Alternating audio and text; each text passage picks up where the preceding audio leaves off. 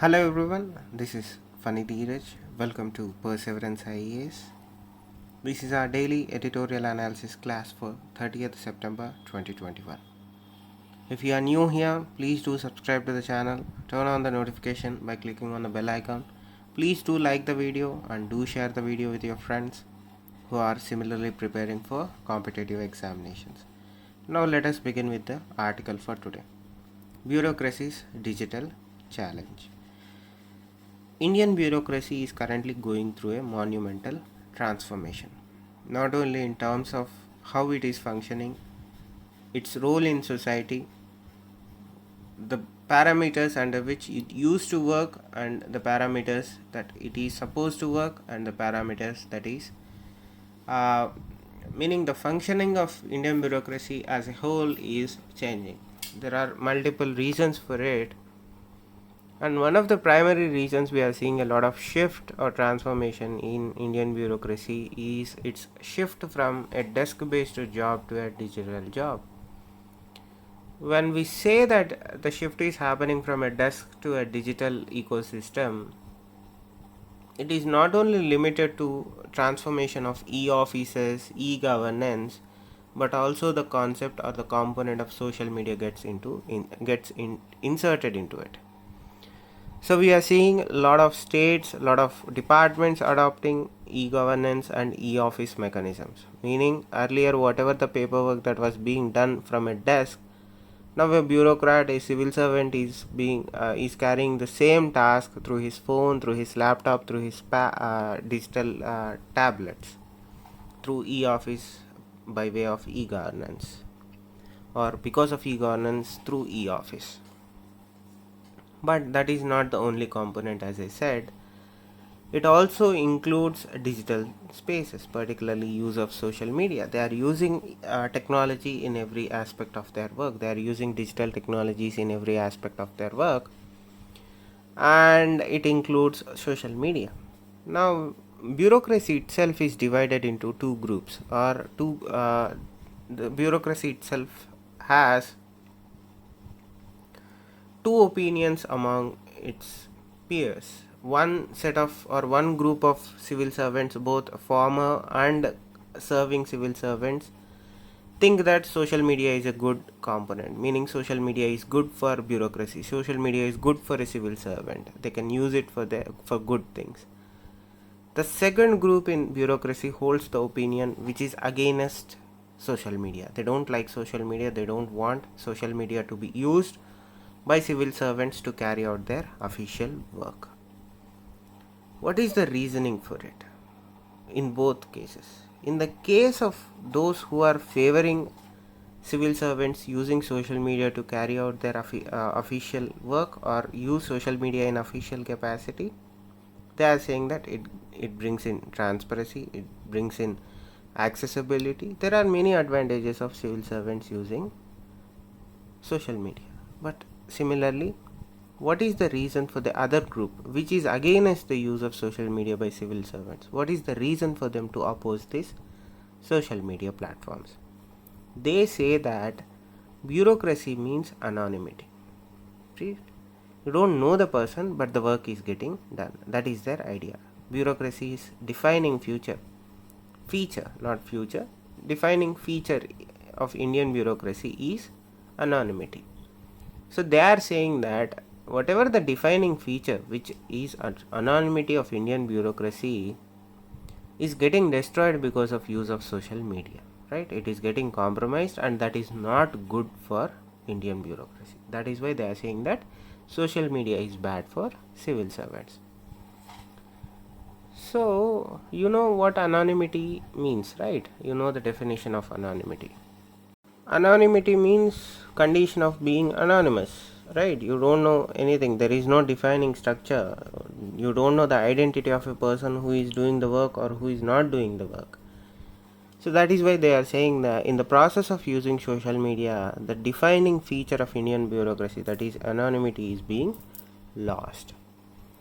So when you think of Indian bureaucracy, like most of you are training to become bureaucrats, So you must know this, right? You are aware of what are the issues with Indian bureaucracy, what are the advantages of Indian bureaucracy, what are the characteristics of Indian bureaucracy. So what are the characteristics of Indian bureaucracy? You should know this. You are becoming civil servants in the future. You are going to serve the country, so you must know this. What are the characteristics that define Indian bureaucracy or bureaucracy in general, whether it may be Westminster or any other bureaucracy, French bureaucracy or whatever it is. Particularly, India uses a Westminster style bureaucracy, that is British style bureaucracy, because of our colonial past. So, what is the defining feature or characteristics of Indian bureaucracy? So, it is hierarchy. You have hierarchy. You have juniors, you have seniors, you have super seniors, you have bosses, you have uh, higher ups. So, there is a hierarchy. There is a senior, there is a junior, there is a sub junior, there is a sub senior. So, that is hierarchy, right? So, that is one characteristic. The second is formal relationship. You don't have anything informal, everything is formal. You though you have informal relations, Indian bureaucracy or bureaucracy in general doesn't give way for informal relationship. You have to have formal relationship. That is one of the defining features. So you have, as I said, hierarchy, which means that you have an organization or a society that kind of ranks people on status or authority or their experience on seniority. That is how hierarchy was. But coming back to a formal relationship, but you also have standard procedures. You cannot do whatever you wish to do. There are certain rules, regulations, principles that you have to follow to carry out your job. There are set standard procedures that you have to follow in line of your duty. Whenever you are functioning in official capacity, there are certain procedures, there are certain rules, there are certain regulations, there are certain actions that you can and cannot take. That is what are these are the defining characteristics of bureaucracy in general. But look on the other side. What are the defining characteristics or features of social media? Their openness, their transparency, and their flexibility. We are not going to go into the negativity of social media, but in general, the good stuff or the good traits of social media is that social media has openness, social media has transparency, and social media has or will allow for flexibility. So, Indian bureaucracy or bureaucracy in general is in stark contrast with the characteristics of social media. Both of these characteristics of bureaucracy are in stark contrast with characteristics of social media. I think that would be the correct framing of that sentence. So, that is the defining characteristics. But what has happened over the years is many civil servants have become accessible to common people and are carrying out their service, their public service, and are using social media to deliver services to common public, and not only deliver services to common public but also solve or resolve issues. How they are doing it? They are doing all of this through social media. They are using social media to become accessible. They are using social media to address public concerns, solve issues, learn about issues, and not only that, they are also using social media to actually deliver some services that they can and they could not do earlier, or they do it in a more easier and a simpler way. What has social media done is it removed the distance between common people and civil servants. That is one of the biggest advantages of social media. It increased accessibility, it increased availability. So these are the big advantages of social media. Not only that, one of the other advantages of social media, or one of the other areas where social media had impact on, is it increased awareness among people about government policies and programs. While in earlier cases, people did not have proper knowledge or awareness regarding government programs and government policies. What social media essentially allowed for, if the government is using social media as a proper tool, if it is using in a proper way, in the sense that it is using social media to disseminate information that is useful for the general public, like advertising. So advertising government programs, government policies, and act- government activities.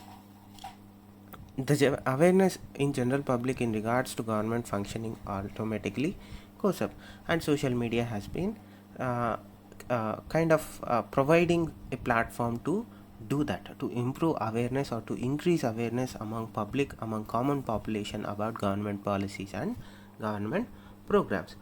In addition to that, it also provides an opportunity for civil servants, particularly bureaucrats, to shape the public discourse and engage with the public while being politically neutral. What does that sentence means? So let us say there is a burning issue that is taking place in a district or in a society. A bureaucrat or an Indian civil servant can use his or her social media platform to make a fact based statement. By giving facts, they allow or they facilitate discussion around a topic. Let us say in India, mental health is a taboo topic. So if a civil servant, a district magistrate, comes out and tweets in support of mental health, immediately a discussion or a debate is sparked among his followers. See, the mental health issue is not a politically motivated statement, but it is actually a well-being statement. It is in the well-being of his citizens, his people whom he is serving or she is serving in a district. So when they are using social media platform to spark debate, to spark discussion, to spark disclosure on a topic, that is always advantageous, and and that always facilitates growth and acceptability in a society. Now they can use it to engage with public. They can, if they see something wrong being discussed, about something wrong being done, because they are at that position, because they are entrusted with such huge responsibilities, they can engage with those people directly and say, no, no, this is not the right way to go about it, this is the right way to go about it. Because of their job that they do, because of the responsibilities that they carry, generally they do carry a lot of respect along with it, or they receive, or their word carries a lot of weight compared to others. So that is why social media can be used by bureaucrats, not only Indian civil servants, bureaucrats in general, to shape the public discourse and engage with public while being politically neutral. The word politically neutral is very, very important. You are in the service of the public, but not in the service of politicians or the political parties. That is why you have to be very politically neutral. Now, moving on, social media, as I said, you are in the service of the public, you are not in the service of the politicians or the political class of any country, not only in India, a political class of any country. So what social media helps is, it brings in some sort of an accountability on bureaucrats. So in a country, let us say, you see bureaucrats agreeing with the political class irrespective of the rationality of any policy or any program. The citizens of that country can question those bureaucrats via social media or using public centric mechanisms, because they are seeing these bureaucrats agreeing with the political class of that country on social media by making politically motivated statements. When seeing that statements, their intent becomes clear. So you can see that a bureaucrat or a group of bureaucrats are politically motivated, then seeing that the citizens can react to that and say, no, you shouldn't do these kinds of things, there is a sense of accountability that comes into play. And not only that, sometimes this acts as an kind of a hanging thing over somebody's neck, because when this kinds of allows for some sort of an accountability, as I said. Now this is where the dichotomy or the duality comes into the picture. See, what is the defining feature of bureaucracy? Anonymity, right? The idea is, an individual can remain anonymous while in governance of public. So that is not the case now. So earlier, what was the case?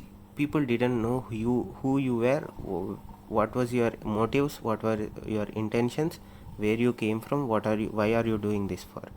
But your actions had real life implications. Now that was the old way of functioning, where anonymity, nobody knew who is doing what, but the work is getting done, or some policy is being carried out. That is not the new normal. Anonymity is not the new normal. People are asking actually who is taking the decisions, why are they taking those decisions, what was the need for him to or her to take the decisions, on which based or on what information basis did they come up or arrive at this conclusion that led to this policy or this program being implemented, and why it is being implemented now, and what was the reason as to why this program is being implemented in the procedure that it is being implemented. I know it is a lot of implemented, but try to hold on to that line, because see, people are asking questions. You cannot remain anonymous while you are carrying out public service. When you are in governance, people are asking who are you, why are you doing this, or why did you do this job in this particular way. So when a bureaucrat carries out some function or carries out a work, people are questioning them. So if you, that is the new normal. Anonymity is not the new normal. Now things have also changed in terms of what public wants or public is perceiving. Earlier what was society is moving towards more kind of values are becoming more dominant than facts in public policy making. So values are also to be given importance, equal importance to that of facts when a public policy is being framed or worked on. So values are also becoming dominant. So bureaucracy, which epitomizes values, right? It's the institution that is built on values, that identifies itself with its values and principles. So when you have, or when you are expected to be the epitome of public values and storehouse of facts, you shouldn't expect that you can govern in private. So when you are saying that you are an epitome, your entire institution or organization ethos is hinged upon facts and values, you cannot govern from private. You have to adapt to the new form of society, the new form of functioning. Now the reality of the fact is social media is becoming slowly a part of institution, Westminster style institution, particularly in Westminster style based countries, that is colonial countries, right? Britain ruled us. Wherever Britain ruled, you find their type of Westminster type of bureaucracy. What is the hallmark of Westminster style bureaucracy? Particularly anonymity. But social media is transforming that. In countries where Westminster style bureaucracy has been adopted, we are seeing things changing in way of the adoption of social media platforms. One of the best case examples is UK itself, that is United Kingdom itself. We all know that few years back Brexit was a hot topic in United Kingdom. Even today Brexit is a hot topic. So during the peak discussions before the Brexit vote, some civil servants, some bureaucrats of United Kingdom came out and made certain statements using social media, but their statements were non-politically motivated. They used facts, they used values to make their statements. Because of the statements that they made, they kind of ignited or sparked debates around uncomfortable topics. They were not politically motivated, neither their statements were politically charged. They used values, they used facts to make certain statements using social media. Because of their statements, a new debate has sparked that led to discussions around uncomfortable topics during Brexit talks. Brexit debate in United Kingdom. So that is the use of social media. Because of RTI Act of 2005, anonymity and opaqueness has already been watered down. Because of RTI, you cannot hide things. Yes, you can hide things, but you cannot hide them for long periods of time. If somebody comes and asks for information, the department or that officer has to give it to them because of RTI. Because of RTI, as I said, anonymity and opaqueness are already watered down. There is increased transparency in governing and functioning of the government. But despite acts like Right to Information Act of 2005, anonymity and opaqueness are still a part of bureaucracy, not only bureaucracy but Indian style of governance. These are the challenges that we need to overcome in the next few coming years. So that debate is for another time, but nonetheless, though they have been watered down, but still they are dominant features of not only Indian bureaucracy but also Indian style of governance. Now comes the role of social media. The role of social media in bureaucracy. We discussed all the advantages till now, but there are some disadvantages also, and some people have used it to their own advantage and their own self promotion and self gain. So that is what this article is also talking about. Till now we discussed how advantageous it is, how good it is. Now let us look at what are the disadvantages, or how some people with vested interest, with selfish interest, are using social media for. Now, some in bureaucracy have taken social media in an entirely different direction. Now they are using social media as a tool of self promotion. In regional language, I don't know what you call or how you identify it, but they are using it to beat their own drums, as one would say it. They are using entirely social media as a tool for self promotion. Now they are using social media to create their own narrative. They are using this and justifying their actions on social media by saying that it is a form of accessibility, it is a form of accountability, which is again a very dangerous precedent to be set. See, social media accountability is never an alternative to institutional accountability and public centric or citizen centric accountability. So when few civil servants start using social media accountability as an alternative to institutional accountability and citizen-centric accountability, we should be worried about it. So that is something to be think about, talked about, and debated about. So you can never see social media accountability be can be used as a addition to institutional accountability and citizen centric accountability, that too in small proportions. I'll repeat, social media accountability can be used in small proportions as a complement to or a complementary to citizen centric accountability and institutional accountability, but never replace citizen centric accountability or institutional accountability with social media accountability. Again, that sets a very bad precedence, and it is neither good for the institution nor for the common public, right? So when you discuss social media or use of social media by a civil servant for official purposes or in official capacity, there is an argument that it is unethical also.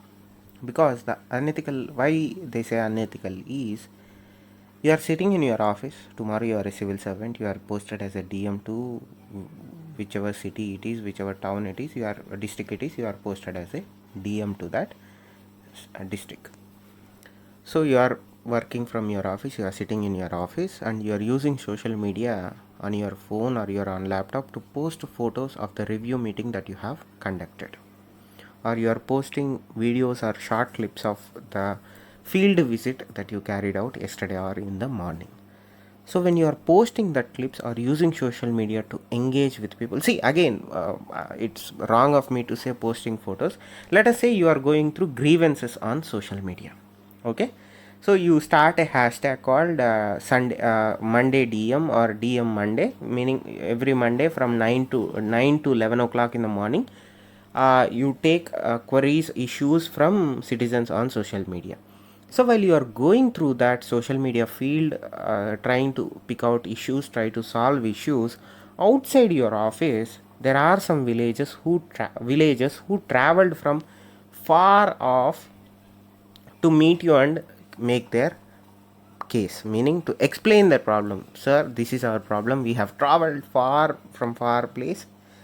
We need your help. Please solve your issue. But because you are engaged in activity in official capacity, you cannot meet those people, right? So again, that is unethical, right? You have public waiting for you outside. Here you are doing some official work on social media, or you are doing some personal work on official during office hours on social media. In both of those cases, there is a sense of unethicalness that comes into play. See, again, it entirely depends on individuals, right? If an individual is using social media during offices for official capacity, again, that is acceptable to a certain extent. But an individual is using social media as a tool of self promotion during office hours, while few villagers who traveled from far off places waiting to meet you to make their case, explain their problems to in the hope that you will help them, again, that is unethical. That is what this article's author is trying to say here. Now, to conclude this, what bureaucrats or bureaucracy has to adopt is they should use social media. But for what? They should use social media to improve public policies, to improve public discourse, to enable public discourse, positive public discourse. They should stay away from politically motivated statements. They shouldn't use social media to further their own agendas. They shouldn't use social media as self promotion tools, right? They need to use social media appropriately. If they don't use social media in an appropriate way, if they don't use it in appropriately, their roles, which is independent advisors and public servants, stands threatened, which is bad for both the public, in larger the public, and in short the institution of bureaucracy, right? So this is a double-edged sword depending on who is using it or for what reason they are using it. At the end of the day, the organization or the institution is going to get dragged into this. Not only that, the trust and the belief in Indian bureaucracy is going to get dragged down.